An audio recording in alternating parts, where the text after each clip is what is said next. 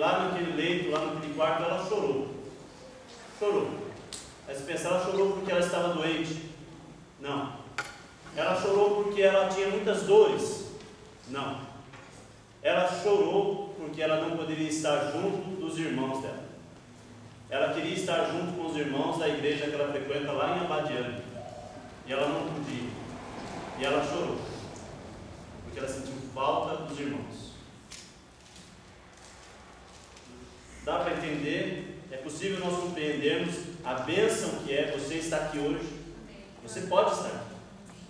Não tem nenhuma polícia, não tem nenhuma guarda impedindo você de entrar por esses portões.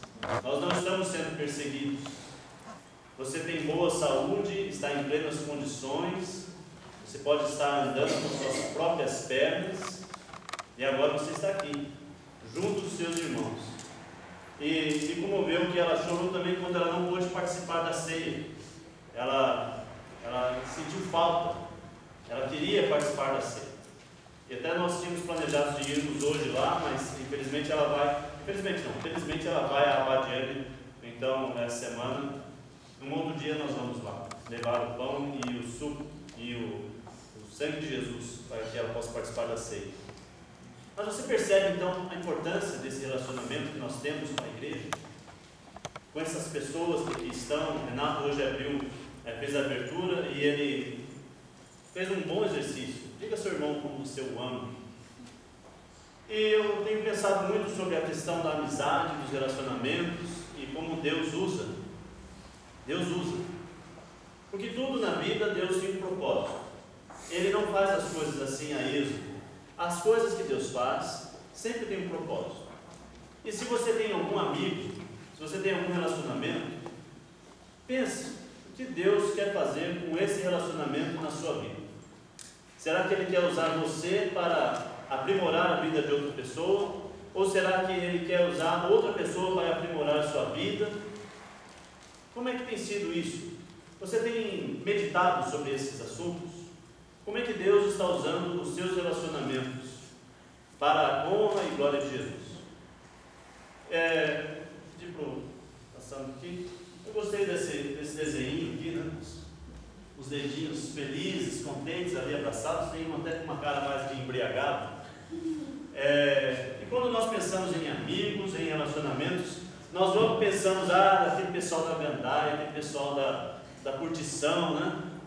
Quem são meus amigos? Meus amigos são o pessoal que gosta de jogar futebol com eles, que a gente se diverte. Então a amizade logo vem à mente diversão, logo vem à mente curtição, coisas agradáveis de se fazer. E de fato amigos são realmente para esse propósito também. Também é para isso. Mas vamos pensar nas amizades que aparecem na Bíblia. Vamos pensar um pouco sobre os amigos. Como é que Deus usa os relacionamentos das pessoas nas Escrituras, nas histórias que nós conhecemos, dos nossos heróis da fé. Como é que Deus usou a amizade de Moisés e Josué? Para que Ele usou? Ele moldou o caráter de Josué através da vida de Moisés. E também permitiu que o ministério de Moisés fosse prorrogado, fosse prolongado, fosse mais abrangente, através da ação de Josué. E nós vamos ter então outros casos assim. Agora Provérbios 27, versículo 17, diz para nós que assim como o ferro afia o ferro, assim também um companheiro afia o seu amigo, né?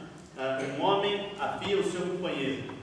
É curioso porque como é que pode uma substância, a mesma constituição física, pode ser usada para afiar a outra, da mesma forma, da mesma constituição. Quer dizer, como é que um homem falho, um homem pecador, pode ser usado para aprimorar a vida de outro homem também falho e pecador? Mas é assim que Deus faz, é assim que Deus usa.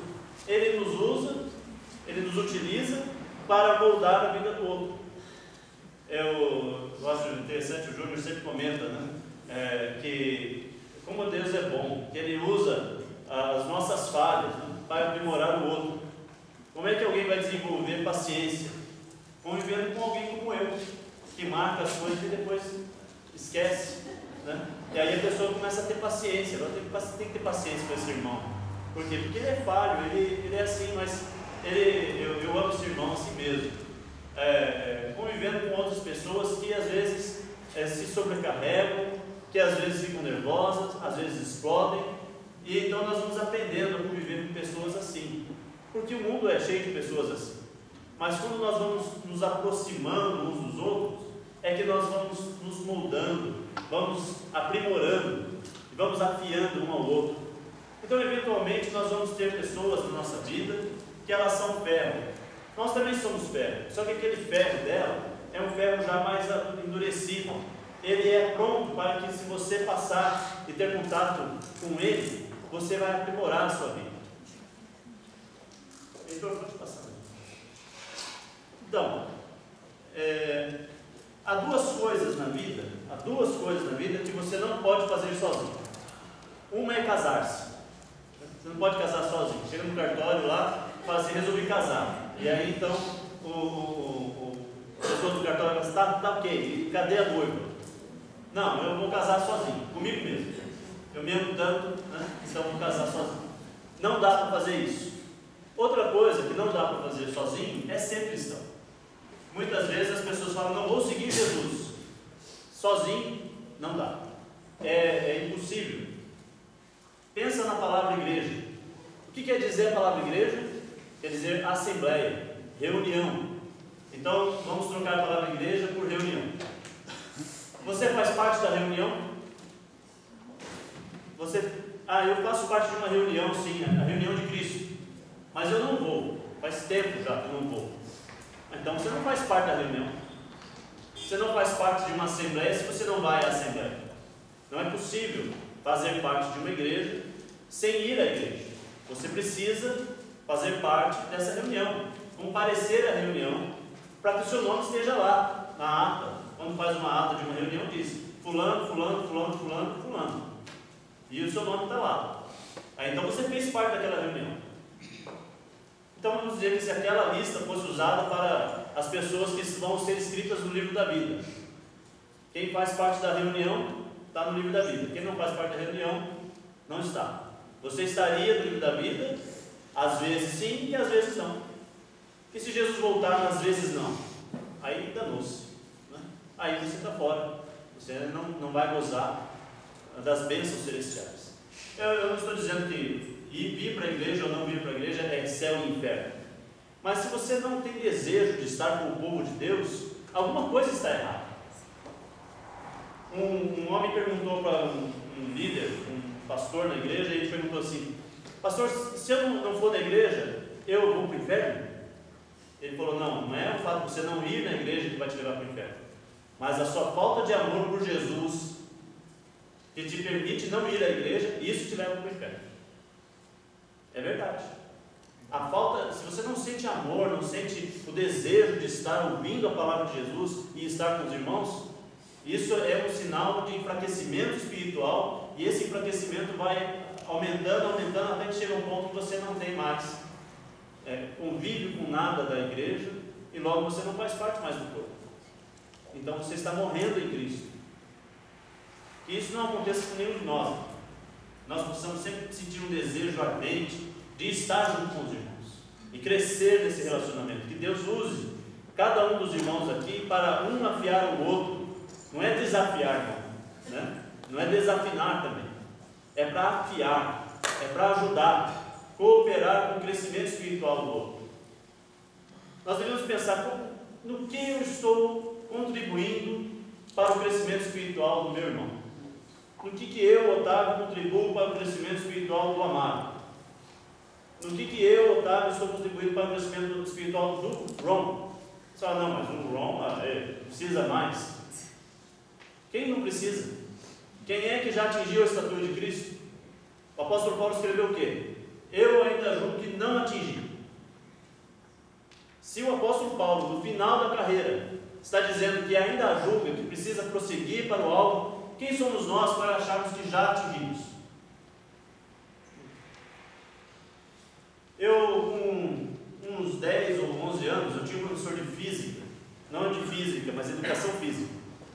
E ele era meio gordinho, assim, então tinha esses dias mais frios, ele não gostava muito de fazer educação física. Então ele inventou um método de fazer assim, vamos praticar esporte. Xadrez é esporte, viu? Aí ele arrumou vários tabuleiros de xadrez, e ele levou então os jovens lá, e ele botou todo mundo lá e ensinou o movimento das peças. E aí ele ensinou com umas 10 crianças, umas 20 crianças. E aí então nós começamos a jogar xadrez com todo aquele conhecimento que nós tínhamos, né? O peão é para frente, o cavalo é em L, o bispo é assim, a torre é ré, pronto, aprendi a jogar xadrez. E eu gostei daquele negócio ali, porque eu não era bom de futebol, era ruim a beça, né? Para ser bem sincero. Então eu comecei a jogar xadrez e gostei daquilo, porque eu ganhava do pessoal, né? Porque eu era ruim de bola, eu era bom no xadrez. E aí então eu ganhei daqueles, uns 10, 15 ali, e eu jogava e tudo e fazia uma fila assim. E só tinha um outro menino que era bom também. E aí, então ele fazia uma fila e eu fazia outra, e a gente ia derrubando todo mundo ali, era muito divertido. Aí então eu contei para minha mãe, aprendi a jogar xadrez. Aí a minha mãe falou, que bom, vou contar para o Dr. Miguel, né, que era uma pessoa muito importante para mim. E aí o Dr. Miguel me recebeu um dia na casa dele, fiquei sabendo que você aprendeu a jogar xadrez. Eu falei, Aí então, vamos jogar, monta o tabuleiro para nós. Aí eu montei o tabuleiro. Aí ele olhou assim, o tabuleiro estava com a casa branca para a esquerda. E é uma regra básica do xadrez, que a casa branca tem que estar para a direita. Aí ele olhou assim, e o meu rei estava de frente para a rainha dele, também estava tudo errado. Quer dizer, eu não sabia nem montar o tabuleiro. Né? Aí ele olhou para mim, você aprendeu mesmo, né? Xadrez, então. Tá bom, vamos consertar isso daqui e vamos jogar. Aí jogamos. E eu comecei achando que já sabia tudo. E comecei assim, e ele com uma paciência comigo, em nenhum momento ele falou assim, você não joga nada. Não, ele incentivou, vamos jogar, mexeu as pedras, deixou até eu tomar umas pedras dele, daqui a pouco ele tinha um paciente para atender, foi lá e terminou o jogo, acabou. Foi lá, deu um checkmate em mim, ele falou, olha, que bom que você está aprendendo a jogar xadrez, eu fiquei feliz, é muito bom para a sua vida, olha, agora que você está aprendendo a jogar xadrez, você leva esse livro aqui, vai na editora tal, manda comprar o livro, eu vou pagar. E eu entrei na editora de ouro, ia correio, peguei aquilo ali, mandei um Sedex para eles, uma carta, e aí vinha aquilo e ele pagou tudo, eu recebi o livro, era um livro de 600 páginas, escrito assim, xadrez básico. Básico de xadrez, do Gilberto, eu não vou lembrar o nome do autor, mas aí eu comecei a ler aqui. E aquele meu amigo, que também era muito bom, ele jogava bastante, porque assim, eu não gostava mais de jogar com os outros meninos, que não sabiam nada. Eu queria jogar com aquele que sabia alguma coisa. E aquilo foi aprimorando. E chegou uma hora então que ele começou a ganhar de mim sempre. Aí eu ganhei o livro. Aí eu comecei a ler o livro. Aí eu ganhava dele sempre. Aí ele falou, mas o que aconteceu? Você ficou esperto? Você ficou inteligente assim de dia para noite? E finalmente eu falei para ele, olha, isso aqui eu ganhei um livro. Aí mostrei para ele o livro. Aí ele, então ele fez bem com o ego dele, pessoal, eu não sou mais, né? É só questão de aprendizado, espera aí que eu vou. Ele foi lá e comprou o livro também. Mas finalmente, assim, nós começamos a melhorar mesmo o nosso jogo quando nós saímos daquele bairro, daquela escola e fomos para o clube de xadrez de Osasco. Fomos lá e tivemos então, só tinha um japonesinho sentado no canto lá, magrelinho e tal. Aí, esse vai ser fácil. Mole. Prazer e tal, né? E aí veio o japonesinho e falou, vamos jogar? Vamos lá, claro, viemos aqui para isso. Aí sentamos lá, jogamos, começamos a jogar e eu jogando tudo que eu tinha assim para mostrar que eu sabia jogar e nada. É assim, um domínio total do japonês. Aí eu olhei do lado, tinha um cavalo de madeira, assim, como se fosse uma pedra de xadrez gigante, escrito assim, título pan-americano, né? Watanabe. Aí depois que terminamos o jogo, falei, prazer, Otávio, então, prazer, Watanabe. Ele era o campeão pan-americano, né? E eu achando que a gente ia jogar, ia ganhar, ia ser moleza. Mas o interessante é que quem não é maduro, acha que já é maduro. Acha que já sabe tudo. e que não precisa mais aprender, porque eu já tinha lido aquele livrão, 600 páginas. Quer dizer, esse japonês aí vai ser mole, né? Vai ser pão, manteiga no pão. E aí a gente vai aprendendo que aquele japonês ainda é um café pequeno perto dos outros, e sempre vai ter alguém muito melhor que você. Sempre há um espaço para crescermos, e sempre há humildade, espaço para a humildade. A humildade nos permite aprendermos, nos permite falar, não, eu não sei alguma coisa, mas eu quero estar perto de gente que sabe mais que eu quero estar perto de pessoas mais maduras, e adquirir dessas pessoas um outro aprendizado. E às vezes as pessoas são mais maduras em uma outra área, e outros são mais maduros numa área mais ainda diferente. E assim nós vamos aprendendo. Eu posso aprender sobre casamento com a Marguinhos e o Zé Ailton, sobre criação de filhos, posso aprender sobre conceitos importantes da Bíblia com o Ron, posso aprender com o Toninho e com a Ju, uma série de coisas. Eu sempre posso aprender alguma coisa com você. Eu não lembrei agora nenhuma assunto. Mas, bem, nós podemos sempre aprender algo com alguém. Passa mais um aí, por favor. Vamos pegar um caso na Bíblia do irmão Saulo. Saulo foi convertido ao cristianismo e ele era um perseguidor da igreja. Ele vai se tornar Paulo. Mas antes de se tornar Paulo, o grande instrumento do Evangelho de Deus, ele era um homem ainda inexperiente. Barnabé encontrou com Paulo. Paulo, depois da sua conversão, ele foi para Jerusalém. E ele buscou lá os irmãos mais maduros, que ele queria aprender desses irmãos. Ele pensou exatamente como eu estou pensando aqui. Nós precisamos procurar aqueles melhores, aqueles que têm mais conhecimento. Eu quero adquirir esse conhecimento, eu quero adquirir a fé, a sabedoria. Eu quero crescer em Jesus. Então Saulo foi lá. Só que aí o que aconteceu? Os discípulos acharam que ele não era cristão. Quando chegou a Jerusalém, tentou reunir-se aos discípulos, mas todos estavam com medo dele, não acreditando que fosse realmente um discípulo. Atos 9, 26 e 27. Então Barnabé, parece Barnabé aqui na história. De onde vem Barnabé? A Barnabé é natural de Chipre. Ele foi aquele homem que vendeu uma propriedade e colocou todo o dinheiro aos pés dos apóstolos. Era um homem que se importava muito com a igreja. E olha que interessante. Paulo chega, todo mundo tem medo dele, mas vem esse homem que recebeu o nome de Barnabé. Na verdade, o nome dele era José, mas o nome dele agora vai ser trocado para Barnabé. O que significa o nome Barnabé? Filho da consolação, filho do incentivo, aquele que consola, aquele que apoia na hora difícil. O que foi que fez Barnabé? Paulo estava numa hora difícil, ele não tinha nem os amigos judeus, que não o recebiam mais, estavam querendo matá-lo, e também não tinha o apoio dos cristãos. O que vai acontecer com esse homem? A fé dele vai morrer. Mas aí Barnabé olhou aquilo e logo pensou, esse homem precisa de um ferro para afiar. Eu vou assumir esse compromisso. E então ele pega o Paulo e fala aqui que então Barnabé levou aos apóstolos e lhes contou como no caminho Saulo vira o Senhor que lhe falara e como em Damasco ele havia pregado corajosamente em nome de Jesus. Pode passar mais um. Então Barnabé vai ser esse amigo, esse relacionamento que falta na vida de Saulo. E olha, vai ser muito importante a participação desse homem na vida dele.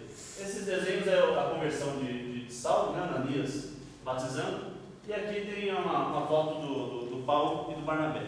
Né? A gente conseguiu essa foto na internet, no Google. Ninguém tem. Né? Só nós. Pode passar mesmo. Então Saulo vai se desenvolver. Como é que ele vai se desenvolver? Como é que desenvolve um cristão? Como é que um cristão chega a ser quem foi Saulo, quem foi Paulo? Como é que eu cresço nessa direção? Muito estudo? Não.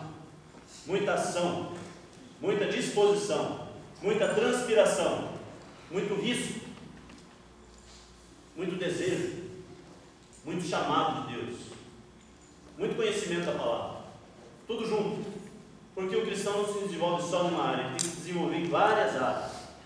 Então Barnabé foi a Tarso, acontece lá em Antioquia, que a igreja começa a crescer em Antioquia. Barnabé vai naquele lugar, chega a ver vários cristãos, e ele pensa, essas pessoas precisam de conhecimento bíblico, eles precisam de conhecimento erudito. Talvez Barnabé não tivesse esse conhecimento. E aí logo lembrou, tem aquele jovem que mora lá em Tarso, eu acho que ele vai ser útil aqui. Então ele foi lá em Tarso, procurar Saulo, e quando o encontrou, levou-o para Antioquia. Assim, durante um ano inteiro, Barnabé e Saulo se reuniram com a igreja e ensinaram a muitos. Em Antioquia, os discípulos foram pela primeira vez chamados cristãos. Olha que maravilha! Deus vai usar Saulo. E olha a ordem como é que aparece. Primeiro aparece Barnabé e Saulo. Barnabé e Saulo. Por quê? Porque Barnabé que estava à frente do trabalho. E ele foi lá chamar o Saulo com muita humildade. Eu penso que Barnabé está pensando em desenvolver Saulo, mas ele está pensando em usar os dons de Saulo. E nós vamos ver quais são esses dons. Pode passar, por favor. Olha a descrição de Saulo de si mesmo, de Paulo.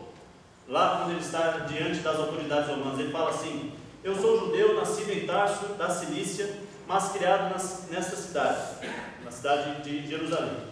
Fui instruído rigorosamente por Gamaliel, na lei de nosso Deus, de nossos antepassados, sendo tão zeloso por Deus quanto qualquer de vós. Olha qual era o dom de Paulo, qual era o dom que ele tinha, que estava guardado lá, que podia ser usado para a obra de Deus. Era o dom das Escrituras. Esse homem conhece a Escritura, ele foi criado, ele foi formado, ele fez faculdade.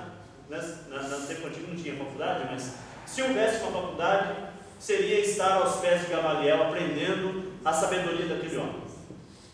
E Barnabé tinha um tipo de sabedoria, e Saulo tinha outro tipo de sabedoria, mas os dois juntos, a sabedoria espiritual de Deus está mais completa agora.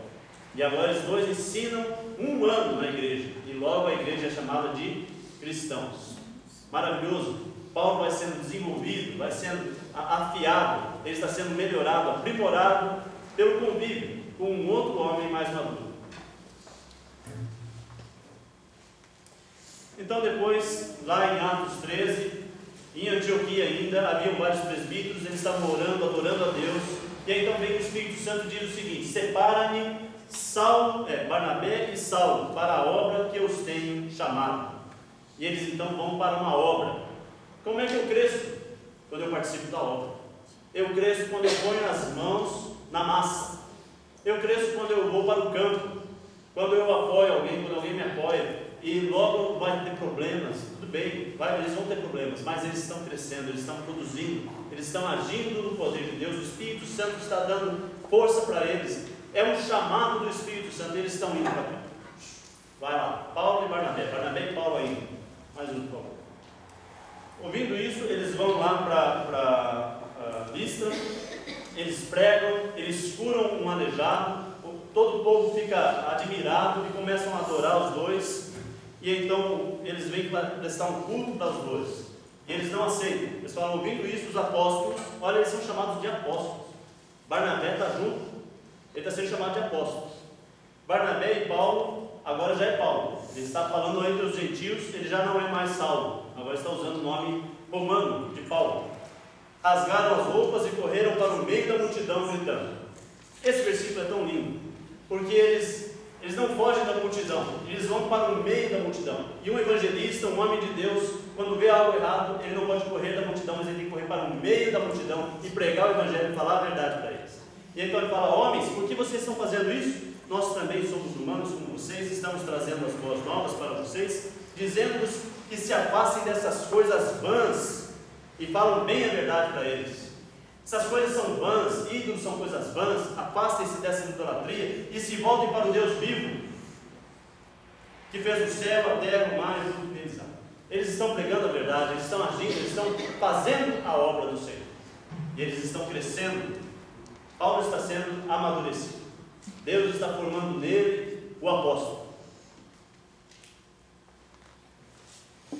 Pode passar mesmo. Tá. Agora veja que nessa ordem aqui, no capítulo 15, já aparece, levou Paulo e Barnabé a uma grande contenda. Olha a ordem agora. Antes quem que era? Barnabé e Paulo. Agora começa. E praticamente desse versículo em diante, o resto do livro de Atos, Barnabé vai saindo de cena e agora é Paulo quem entra como sendo o primeiro lugar, como sendo o evidente. É a obra de Paulo praticamente agora. Pode passar mais um. Agora Paulo vai mudar de papel. Ele deixa Barnabé seguir o seu caminho e agora ele vai encontrar um aprendiz. Na verdade ele encontra vários aprendizes. Tem Silas, tem vários outros homens que vão aparecer em Tito, mas parece que tem um aprendiz, parece que é especial. E eu quero focar nesse, mas não que ele seja muito diferente dos outros. Paulo vai usar vários aprendizes, porque primeiro ele foi aprendiz junto com Barnabé. Ele aprendeu do Espírito Santo, mas agora ele aprende e passa também informação. Ele agora vai ser o ferro que vai afiar o outro. Antes ele estava sendo afiado, mas agora ele é quem vai ser o instrumento de Deus para formar obreiros. Então aqui em Atos 16:1 chegou a Derbe e depois a Listra, onde vivia um discípulo chamado Timóteo. Sua mãe era judia, convertida, e seu pai era grego. Então Paulo vai lá, pega o Timóteo e leva na sua viagem. Ele conhece o Timóteo lá, ele vê Timóteo e fala: esse menino, ele foi criado em uma casa judaica, ele se converteu ao cristianismo, esse rapaz tem potencial. E Deus quer usar homens com potencial para a obra. Qual é a coisa mais digna do homem fazer? A obra de Deus. Eu fiquei chocado esses dias, conversando com uma pessoa responsável por um centro de treinamentos missionários aqui em Brasília, de uma grande igreja. E lá eles têm 7 aprendizes para missionário. Uma grande igreja, com milhares de pessoas. Quantos aprendizes eles têm? 7. Está escasseando. Homens que queiram se dedicar à obra. As pessoas estão procurando carreiras que dão dinheiro, de sucesso profissional. Querem ser advogados, querem ser administradores, querem ser tudo, menos obreiros de Deus. Mas Deus quer usar pessoas capacitadas, inteligentes, brilhantes, para serem obreiros de Deus. Um dia desses, ouvindo uma palestra, um pastor importante, bem conhecido no Brasil, perguntaram para ele: fulano, você é tão inteligente, por que você é pastor? E ele respondeu: não, primeiro eu sou cristão. E em decorrência de eu ser cristão, ser pastor acabou sendo decorrência. Foi só uma consequência do fato de eu ser cristão convicto. E eu decidi que a melhor coisa para fazer na minha vida era prosperar no reino de Deus. Então ele se dedicou ao pastorado. Agora, tem muitas outras formas de se dedicar ao reino de Deus. Veja algumas passagens sobre Paulo e Timóteo. Veja como que Paulo descreve Timóteo. Timóteo, meu cooperador, envia-lhe saudações, bem como Lúcio, Jason e Sosípater, meus parentes. Paulo já considera aqueles homens como da família. Eles são meus irmãos. Timóteo já é alguém muito próximo de Paulo. Depois nós vamos ver em Filipos, Paulo diz assim: Paulo e Timóteo, servos de Cristo, a todos os santos de Cristo em Filipos. Em Colossenses 1, Paulo escreve: apóstolo de Cristo Jesus, pela vontade de Deus, e o irmão Timóteo. Ficou mais claro ainda, mais um. Agora, e assim enviamos Timóteo, nosso irmão e cooperador de Deus no Evangelho, para fortalecê-los e dar-lhes ânimo na fé. Tessalonicenses, Paulo manda Timóteo para ser o mini Paulo. Ele não vai sempre junto, mas ele está mandando Timóteo para todo lugar. Ele põe Timóteo para levar oferta, manda Timóteo para levar carta, põe Timóteo para pregar para eles, fala para Timóteo ensinar um grupo de pessoas. Timóteo está sendo usado o tempo todo. Paulo vai usando aquele homem. Como é que ele está fazendo? O que ele está fazendo com Timóteo? Paulo está preguiçoso, não quer fazer a obra, por isso que ele manda Timóteo? Não, ele está dando espaço para que outros homens cresçam e se sobressaiam na obra de Deus. E se Timóteo for, tome providências para que ele não tenha nada que temer enquanto estiver com vocês, pois ele trabalha na obra do Senhor, assim como eu. Paulo já está dizendo: olha, Timóteo é um Paulo, Timóteo é um apóstolo, Timóteo é um homem que está pregando o Evangelho assim como eu. Ele coloca já Timóteo num patamar de igualdade. Timóteo está pregando o Evangelho. Em Hebreus 13, vai falar para nós que Timóteo foi libertado. Quer dizer, se ele foi libertado, o que aconteceu com ele? Ele foi preso. Assim como Paulo tinha sido preso, Timóteo está seguindo os passos, primeiramente de Jesus, mas por consequência de Paulo. ele está se tornando alguém tão poderoso na palavra e na obra de Deus, tão importante quanto Paulo. Que maravilha! Um crescimento, porque Deus usou um dia Barnabé, e depois usou Saulo, e agora está usando Timóteo. E Paulo fala para Timóteo: depois você escolha outros homens idôneos e capacite-os para levar a palavra. E assim a palavra vai continuando através dos relacionamentos. Relacionamentos Deus usa para formar pessoas úteis para o reino. Pode passar. Então, em certos momentos da nossa vida, nós vamos precisar de Barnabés. Você tem um Barnabé na sua vida? Você tem? Procure um. Ou você não tem mais nada para aprender? Você já é sabido? Você vai encontrar um Watanabe na sua vida. Há espaço para você crescer. É necessário procurar pessoas sábias. Quem que é sábio? Nós temos pessoas sábias nessa igreja. Não estou falando de mim, não. Eu sou café pequeno, né? Mas tem pessoas já vividas. Você está passando por algum problema? O que você vai fazer? Procurar conselho com um advogado do mundo? Vai procurar conselho com um amigo da amiga que disse que aquilo é legal, que aquilo é bom? Irmãos, vamos usar esse hábito de nos aconselharmos uns aos outros. Como é que você cria seus filhos? Conversa com o Toninho. Ele está fazendo um bom trabalho com o Lucas e com a Lorena. Eles fazem um bom trabalho com eles. Então, como é que cria filho? Conversa com a Marli e com o Zé Ailton. Eles têm filhos aí formados e cristãos e firmes na fé. Tem dúvida sobre isso? Você vai procurar um psicólogo? Vai procurar um conselheiro aí fora? Não, a igreja tem pessoas capacitadas. Mas está com problema financeiro, não sabe administrar seus bens? Conversa com o Álvaro, ele trabalha com finanças, trabalha na Caixa Econômica Federal, ele é um bancário. Bancário não, banqueiro. Né? Tem dúvidas sobre a Bíblia? Tem o Ron. Você tem dúvidas sobre outros assuntos? Será que não tem ninguém na igreja com capacidade para te ajudar? Mas você usou alguém da igreja da última vez? Não usou. Você tomou decisões sozinho? Então, e aí, como é que você vai deixar que a igreja, que o ferro afie o ferro? Não dá. Não dá. Você tem que entrar em contato com essas pessoas. Deixar que alguém ore por você. Você está com uma dificuldade espiritual. Você sente uma pressão espiritual, uma depressão espiritual. Será que não tem ninguém na igreja espiritual para orar com você sobre isso? E você vai buscar isso? Ou você vai ficar reclamando? Ninguém veio falar comigo. Olha, irmão, às vezes eu não sei que você tem problema. Às vezes ninguém aqui sabe que você tem problema. Se você não procurar as pessoas na igreja e pedir ajuda, nós não sabemos. Nós não temos uma bola de cristal ainda. Mas nós vamos arrumar um. Né? Mas enquanto nós não arrumarmos, por favor, está passando dificuldade, está precisando de ajuda, tem uma dúvida? Converse com alguém da igreja. Alguém sábio. E deixe que esse ferro mais endurecido te afie. Aproveite os conhecimentos dos irmãos.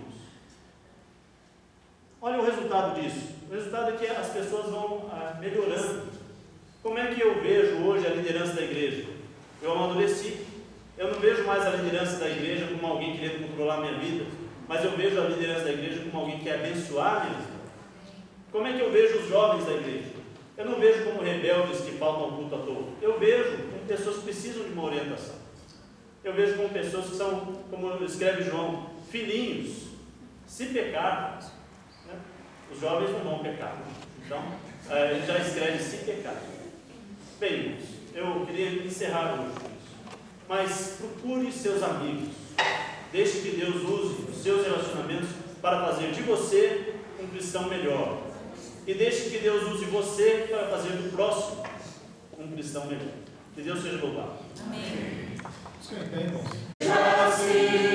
Purificação